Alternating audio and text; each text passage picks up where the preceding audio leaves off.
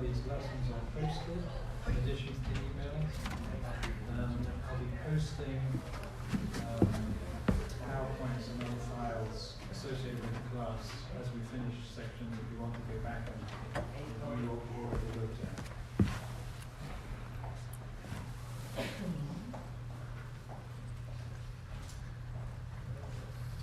Okay, let's listen to where to go before we get up. Holy Father, hallowed be thy great and majesty name, done of the rule of nations with truth and grace. Lord, you've been our help in ages past, and you are our hope breakers. As we gather in the shadow of thy great throne on this resurrection morning, this Lord's Day morning, we're thankful so much that we have been able to, that we are able to come and put aside the thoughts and concerns of this world and focus on your word that is a light in our path and a light for our feet. We're thankful for the good lesson that Jeremy is going to bring us, and pray that he will be with him, that he will have a ready recall. Pray for all the teachers of the classes. We're thankful for Jesus, and it's in his name. Job's integrity, his character, his life before his calamity. We spent some time looking at the first round of calamities and the interaction between God and Satan. And we are picking up the class now. Satan has just slandered God, actually, a second time. He was using the father term, skin for skin. He's basically saying that Job has only been willing to see the loss of the lives of his family and the loss of his things because his own skin is being saved. And so Satan basically says this other slander that you're going to harm him physically, then he's going to reveal his true self. He's going to curse you, not just curse you, he's going to curse you to your face with a kind of direct impudence and disrespect. And so we just consider the idea that Satan, in his tactics with mankind, quite often begins with emotional harm to cause psychological pain and therefore discouragement and resentment. And then often transitions to physical harm if that's not enough. Physical harm to cause physical pain and therefore fear and desperation. And that tactic of Job seems to still operate from time to time in our world. So God responds, and God turns the decision on harming Job physically over to Satan. But he tells Satan to spare Job's life. So that's where we are at the moment. And so we're on this number 5 from lesson 2, Job's further calamities. So what was done to Job in the second round of calamities?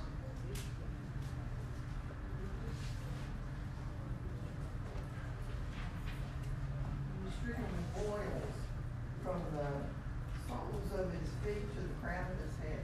All right. Yes, he was. It loathsome sores, this version, this is the English Standard Version. Loathsome sores. I think the idea is it covered his whole body. Now we're going to see something about the effect this has on his appearance later in the book. It's also going to affect how the friends interact with him when they show up. It's interesting that's what Satan chose to do. Satan did this. God didn't do it. God basically said, Satan is in your hand. He didn't tell Satan to go and inflict pain and harm physically. He just said, Satan, he's in your hand. He left it to Satan to decide what to do. And we're going to see what this terrible physical situation did to Job. In chapter 6, 7, and 19, we're going to see something about Job's description of what it feels like to have this situation inflicted upon him. One thought. I'd like to turn over to Luke 13 and verse 17. I just want to make a point about this verse here. in Luke chapter 13 and how it connects to what happens with Satan. Somebody to read that when you've got it? Luke 13:17.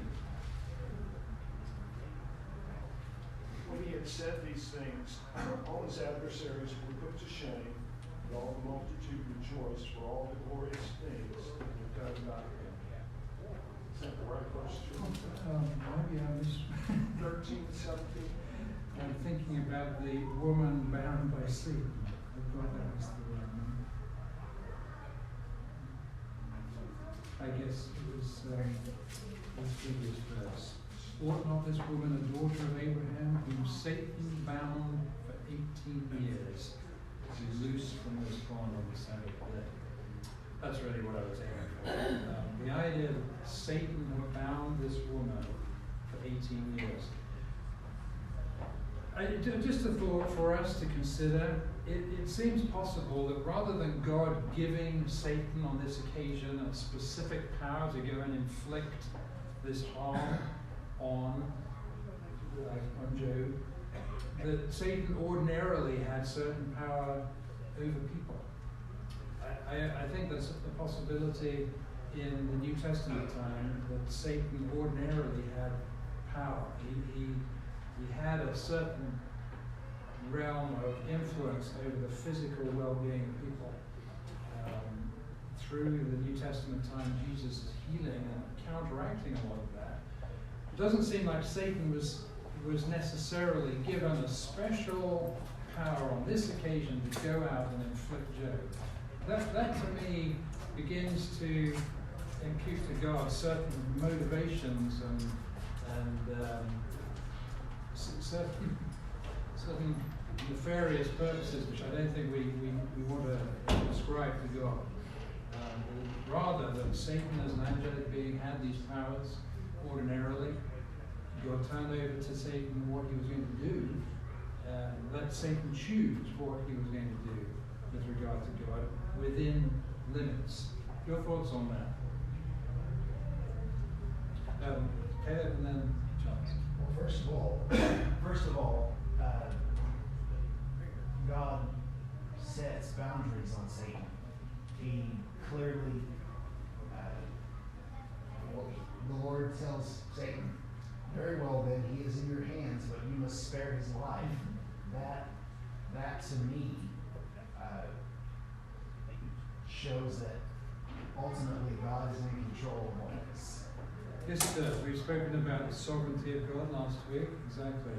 But this idea of whether Satan ordinarily had this power to do this to people is really what I'm getting at. Do you feel that's a possibility? Charles, what are your thoughts? In a commentary that I have by where Homer Hayden talks about the binding of Satan in Revelation, he talks about it, he refers to it, he says it's not like a calf that's roped and hogtied. It's like a dog on a chain. And the dog is as ferocious as ever, but only as far as his chain will reach. And in that analogy, if you go over where he can reach you, then he's as vicious as ever. In the book of in Job, it's like you can choose to follow the Lord and have the protections of that edge. And so there's two things. The one thing that Satan doesn't have is all-knowingness, if that's a word, I can't pronounce it, but he accuses somebody of something, then he goes off and tries to make it true, where God knows. And so he was trying his best to make what he said about Job true. Another kind of related thought is that angelic beings who are acting in a good way, following through with the purposes of God, also seemingly have this power as destroying angels to inflict harm on those who are disobedient to God. So just a thought that angelic beings had this power, and Satan had this power, and God just allowed Satan to choose exactly what he was going to do with that power. Let's talk about the wife. I know many of you want to talk about the wife. So, how did she respond to all of this?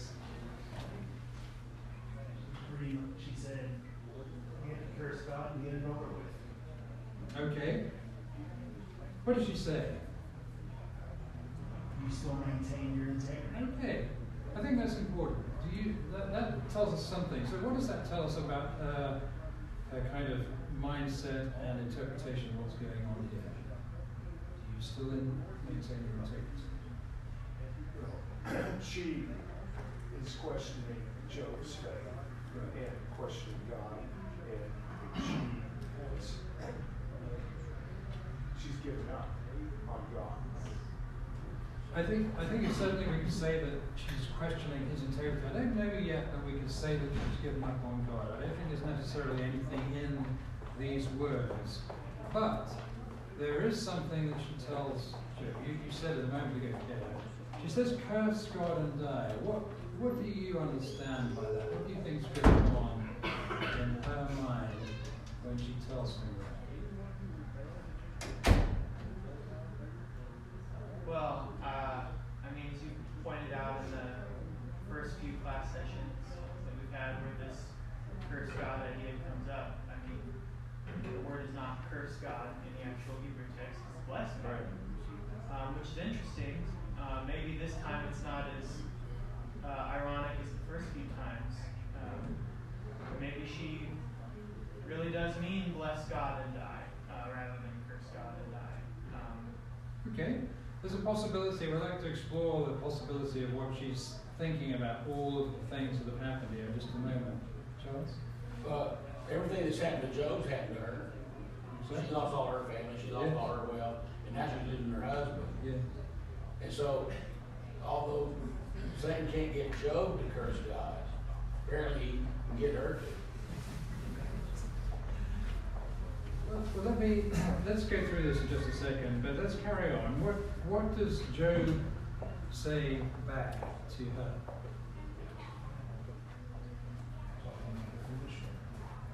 What's that? Talking like a foolish one. Yes. So what does that imply about his wife? Both now and before.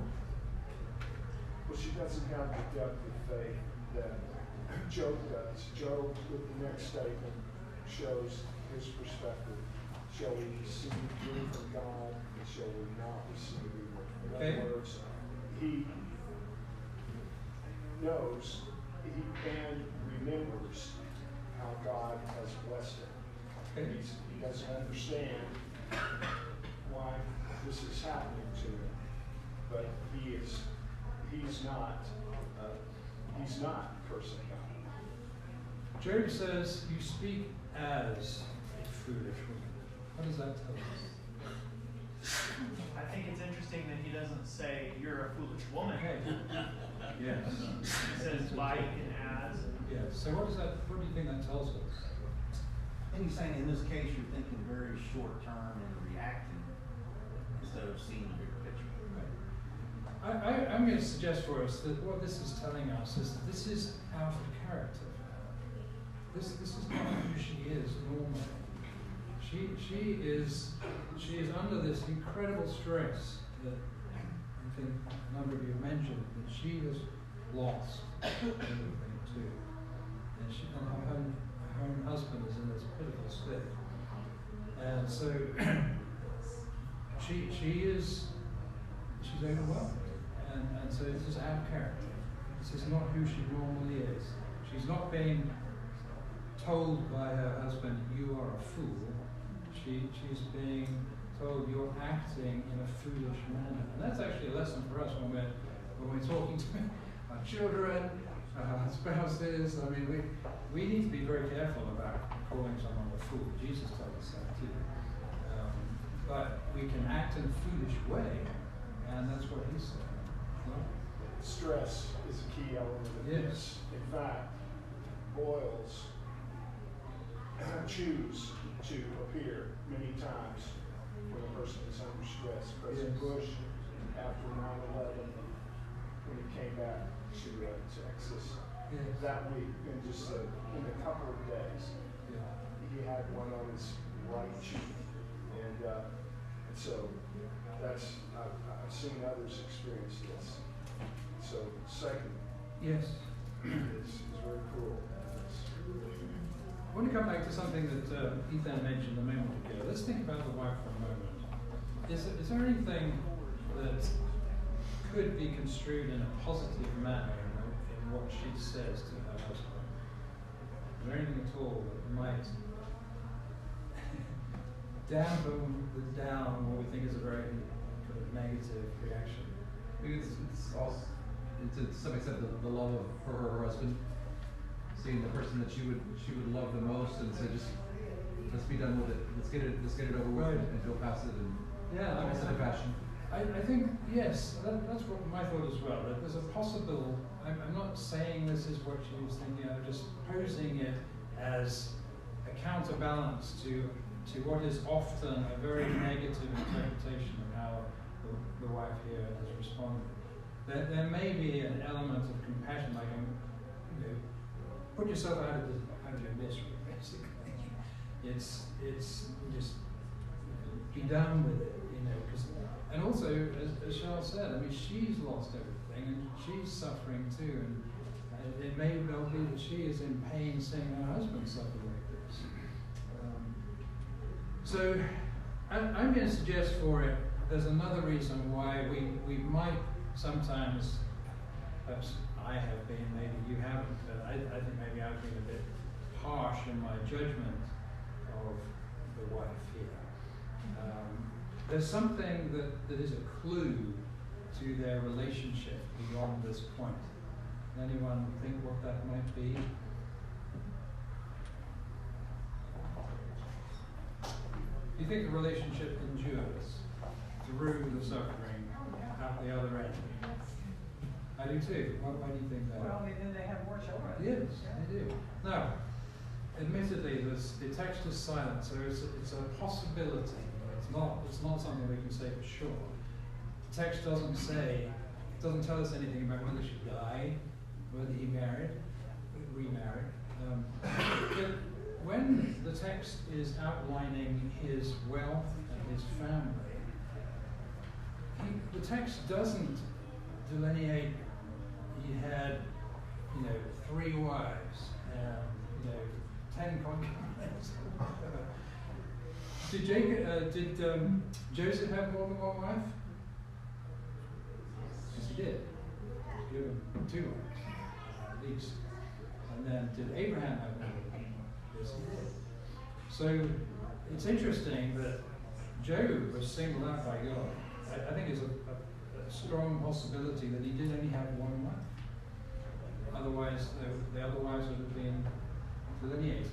And so I think it's possible here that this one flesh relationship, which we talked about last time, which might have been the reason that she was spared and not put to death by Satan,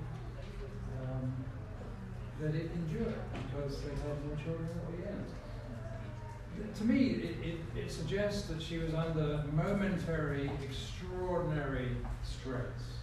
And unlike Job, as you rightly said, maybe her faith was not at the same level as Job's, and she was weak at a particular point. But that was out of character for her, I would suggest. She wasn't normally like that based on how Job was addressing her. That they came out the other end as husband and wife, having more children. Yeah. Any other thoughts on that? One other observation, these times of great stress in the life of a family are used by Satan to divide spouses. We're seeing Satan's tool here. Someone who just said that they couldn't get Job because God had trying to get the wife to get him to go to school.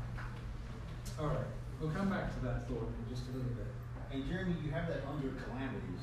Yes. I think that's part of the calamities. I Yes. lose my support system. Yes, absolutely. How crushing would that have been for Job? I mean, everything else that had happened, even his own wife, was basically turning against him. But this idea of curse God and die, I want to come back to that in just a moment. So, we've spoken about that. So how did his friends react?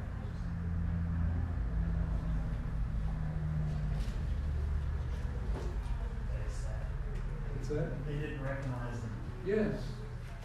The first thing is, because they make an appointment, somehow they hear about this. This is interesting. Because they seemingly come from quite a distance. It's based on what we know about how they're described, the geographical areas from which they potentially came from. They appear to know each other. They made an appointment. Again, it's probably quite a difficult thing for them to do. 3 different separate places. What was their purpose in coming together? Sympathize and comfort. Yeah, so they had good motives.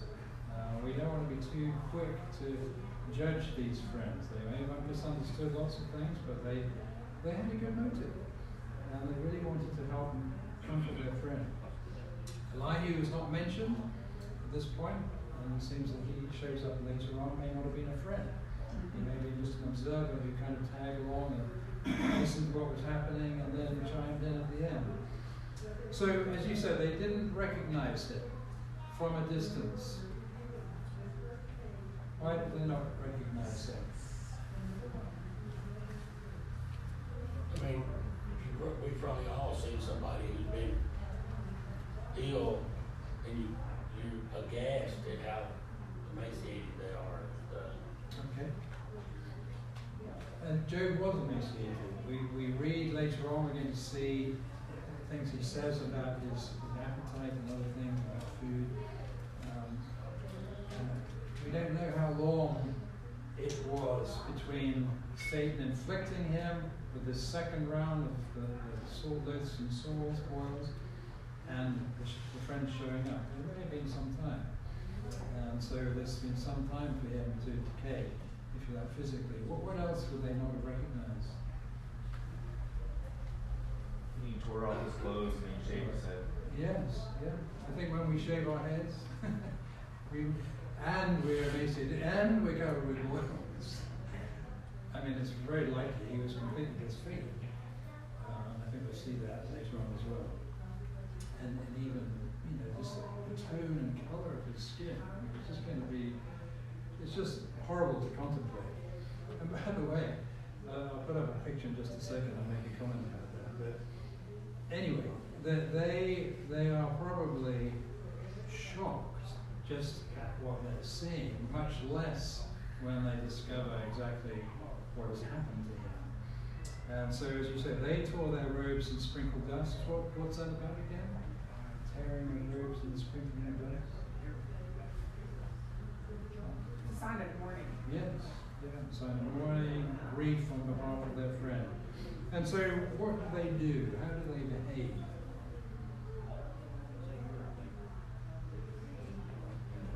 It's a lesson to all of us.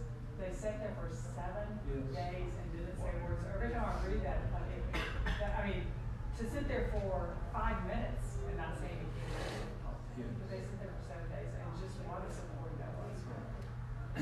Indeed it is. I think that very often when we're in those depths of really struggling or something, we just need someone with us.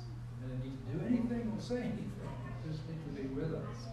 And that's what why did they do this? What does the text tell us about why they sat so silently for 7 days? To provide sympathy, comfort, and the Lord in the garden, when Peter, James, and John are sleeping, he says, "Could you not wait 1 hour?"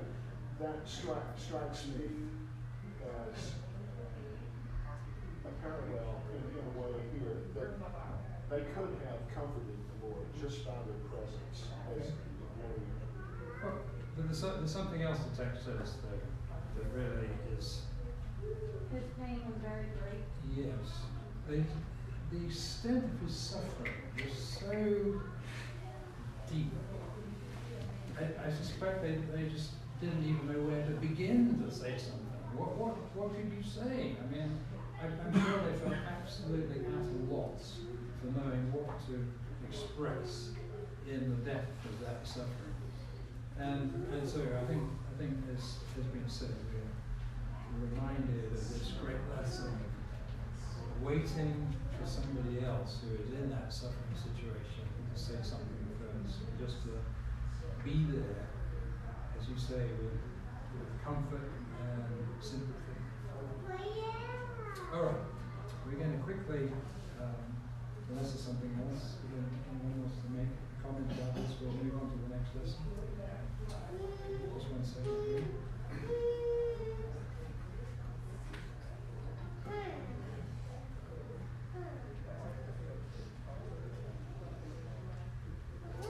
Okay, so just want to make a comment about this picture here. This is just like flip art. This is not Job after his calamity. Why is it not Job after his calamity? What's that? No boils, no, and hair. Exactly, hair and no boils. It may be that it's toward the end of his life, and I like to think of this as him looking back on the whole experience of his life with a sort of acknowledgement of everything he's learned, the lessons learned. I think whoever suggested this picture might have had a different picture for really wanting to show Job in the midst of his suffering. No hair, covered in boils, skin flaking off and black, breaking out, bleeding, emaciated, all skeleton-like. It would have been a very, very different picture. Okay, so Job has lost everything. His friends have arrived. Job speaks first, and now what we're going to be in is this sequence of exchanges of opinions between Job and his friends. Job is going to speak first in this 3rd chapter, and from Job's perspective, he thinks God has now turned against him. He doesn't understand why this is happening, but he perceives that he's being treated as if he's committed some serious kind of sin, and a series of judgments have been put upon him by God. And so he is now going to express how he feels in relation to that situation. And what's the first thing he expresses when he opens his mouth? Charles? Curses. Okay. I mean, he curses just about everything except God. That is right. He refrains from doing that, but he doesn't hold back in other respects. What is a curse again? Remind us of a curse. Well, yes, but what, in general terms, what is the definition of a curse?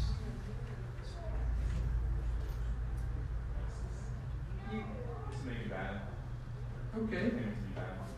It's an appeal or prayer for misfortune or harm to happen to a person or a thing. That's really what it is. So he wants, in this case, what's going to be fixed? The day, the year, the month, Yes. the morning, it's just a chronicle in every way you might look at the day and the time of his birth. So he's been thinking about a lot of things in this 7 days. So let's just remind ourselves of what kind of literature we're talking about here. We're talking about wisdom literature which has a poetic element to it, as well as a narrative element. The beginning of Job is narrative, the end of Job is narrative. In between, there's a lot of poetry. So there's a lot of imagery going on here.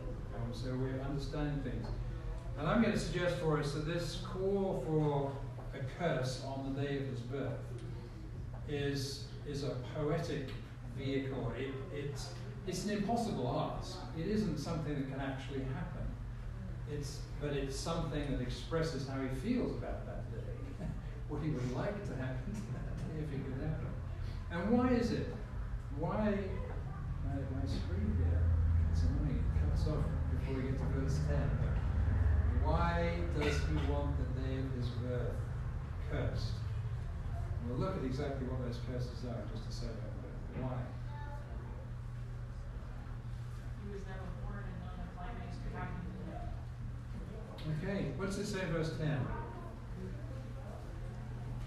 Because it did not shut up the doors of my mother's womb or hide sorrow from my eyes. Okay, so what's the thought there then?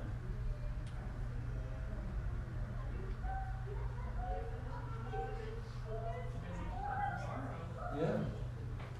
None of this terrible calamity and misery would have happened to me if that had not been. And so we'll look at that in just a second in a bit more detail. But let's go through these figures that symbolize the hurt that he feels. What do you see as the imagery here? How is he describing this day that he was born?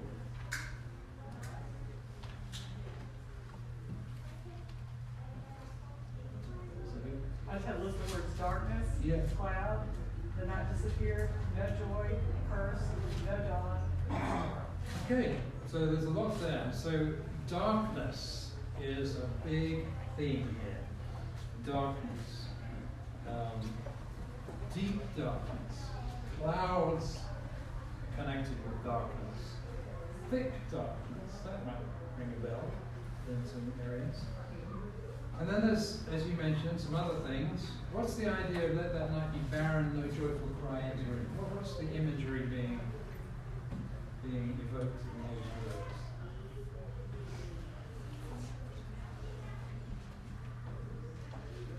He wishes he would have died in childbirth.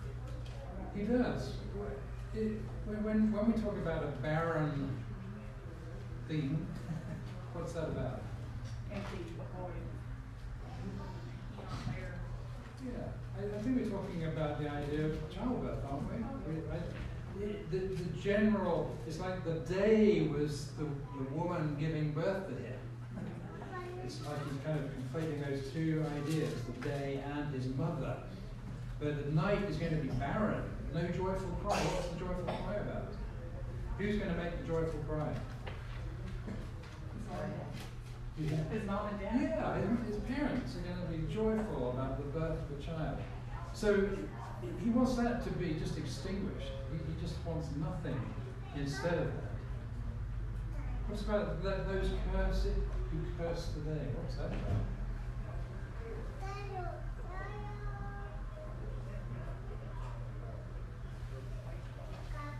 Who are those who curse today?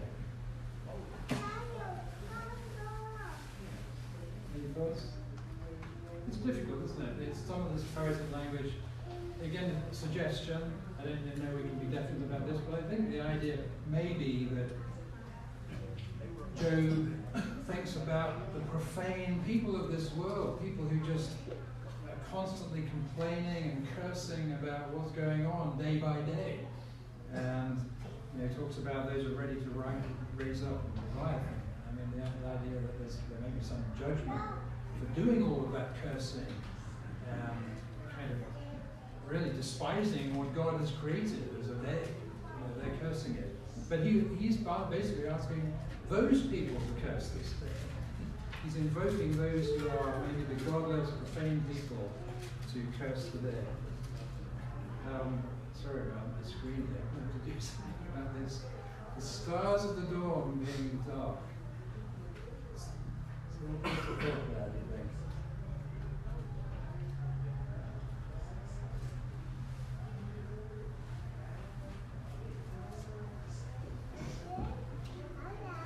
When you think about the stars, what do you think about it?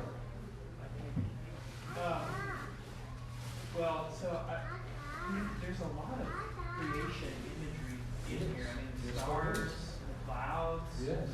And at this point, I'm sure he feels like his whole world has come to a halt at the very least, if not, coming down Yes. altogether. And this is really kind of poetic reflection on that. It feels like his world is ending, and this is kind of how he's speaking about it.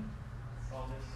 I think you're exactly right. There is a great deal of there's the beauty and the majesty of the stars, and even in the morning, the dawn stars. I mean, get up, look at the dawn stars. I don't know about you, but I find it fascinating that they're still there. And it seems like Job is calling for all the light, all the beauty, all the joy, all the goodness of his creation on that day to be extinguished. And it reminds me of something. It reminds me of this, and it's a creation illusion. The earth was without form and void, and darkness was over the face of the deep. It seems like Job almost wants that day of his birth to be like before the creation, before God brought light into the world. And then we have all these imageries from other parts of the Bible. I just chose a few here. The darkness is, I can't think of a place where it's ever presented in a positive light. The darkness, the distress of darkness, the gloom of anguish, the thick darkness, and it's associated with ruin, distress, devastation, in Zephaniah there. So this language of darkness and thick darkness is incredibly gloomy, and it really counteracts God's light, God's goodness, the joy of God's creation. And I was thinking about this. You compare these sorts of thoughts of darkness, devastation, with God is light, and in him is no darkness at all. The glory of God gives us his light, and the Lamb is the Lamb in Revelation. The idea here that Job wants the beauty of God's light and creation to be snuffed out. He wants that day to be stripped of everything good. And however understandable this is as an idea, I'd actually suggest it's a selfish feeling. Why is it a selfish feeling? That would affect everybody. Yes. What about everybody else who was born on that day? What about all the people who lived and were enjoying that day for different reasons? The God-given beauty and benefits and blessings of that day.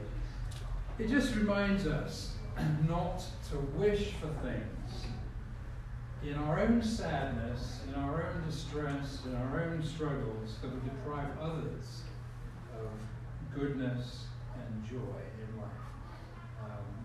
I completely understand where Job is coming from and why he might express these sort of thoughts, and they are poetic, they're not literal. It's an impossibility, but just the desire for it. He's forgetting the effect that such a thing would have on everyone else around him. Thoughts on that before we move on? I think that gets to what this book is really about. Job's, he's such a noble figure, but noble figures still have weaknesses and have things to learn. Yes, his weakness seems quite often to be just his perspective is very limited. Ours would be too, no doubt. We're not going to judge him for that, but that's the reality, that he couldn't see a bigger picture. And I'll add this, that we read about Job and the Lord's attitude about him. Have you considered my servant Job? He has very high standing with the Lord. And we should understand, how good the Lord is to us. That should humble us. We need to get rid of this, I'm right about everything mentality. Job wasn't right about everything. He learns hard lessons. And we all need it.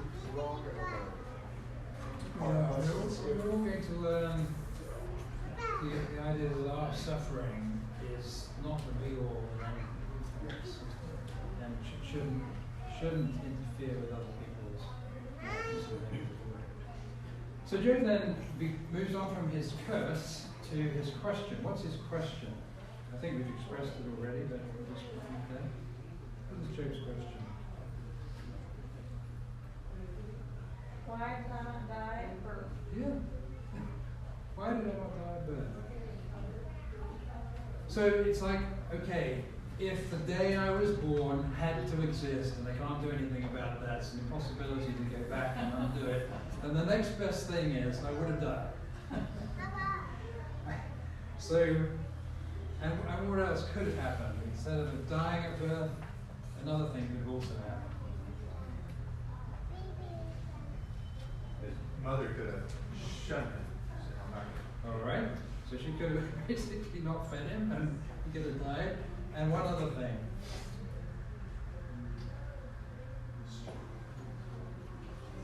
Stillborn. Yes, stillborn.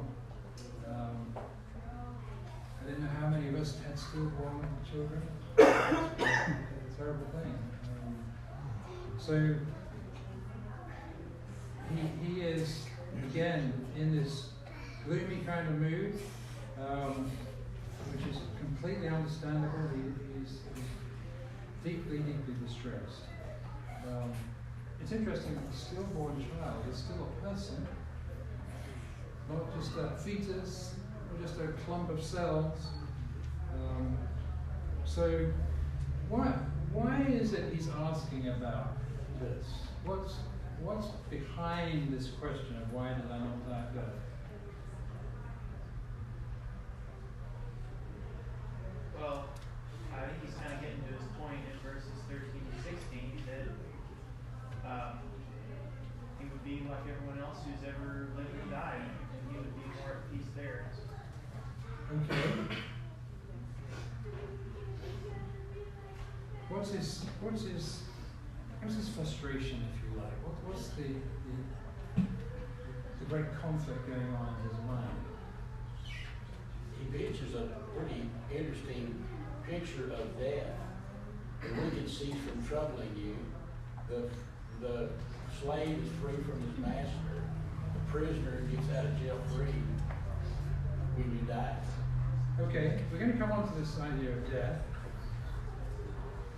He was born, he suffers this calamity.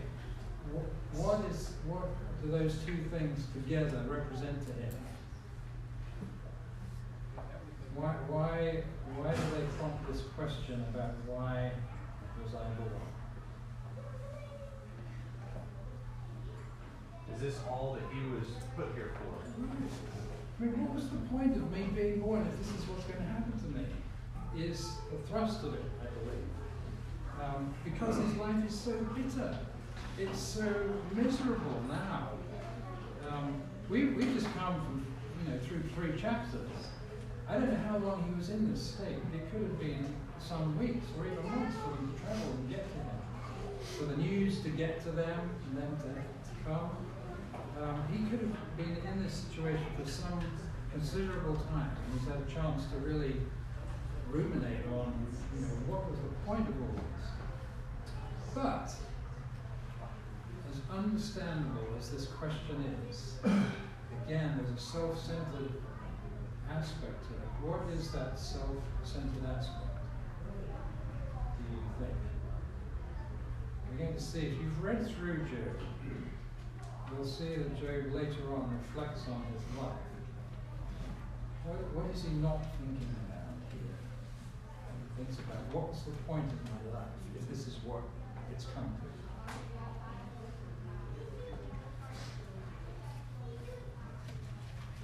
What was the general, how do you describe Job's life to the point before? Very blessed. Very blessed? And he was a blessing. Yes. Yes, he was. He was a blessing. His friends are going to remind him of that, actually. He's going to acknowledge it later on. It's going to play a part, I think, in the slight shift in his understanding about what's going on here. But yes, he's forgetting. Who's seen the great film It's a Wonderful Life? The more I've been thinking about this, the more I wonder whether the screenwriters of that film had Job somewhat in mind here. Because there are this theme that George Bailey, if he'd never been born, would have left the world in a terrible state, but a lot of goodness, a lot of positive things from his influence in the world would never happen. He gets to see that. And it makes me wonder whether the authors of the film, screenplay, were thinking about this idea of Job. Job failed to really, at this point in his discussions with his friends, he's not acknowledging that he had had a great positive effect on the poor, on those around him, imparting wisdom, providing a livelihood for all of his servants. There were things that he was failing to consider that were a purpose and a consequence that was positive of his life prior to this calamity. And he does eventually begin to acknowledge it a little bit. Anyway, again, we might reflect on this in times of calamity, on what's already happened, what the purpose of our life might have been to that point, what our influences in life have been to that point, without just writing off all of our life because of the calamity that's befallen us. We'll finish on that point, but before we do, any observations or thoughts about that? Okay, so we'll finish. We'll start again on the question about the words that Job uses to describe the state for which he lives. That's what we'll pick it up next week. Thank you so much for coming.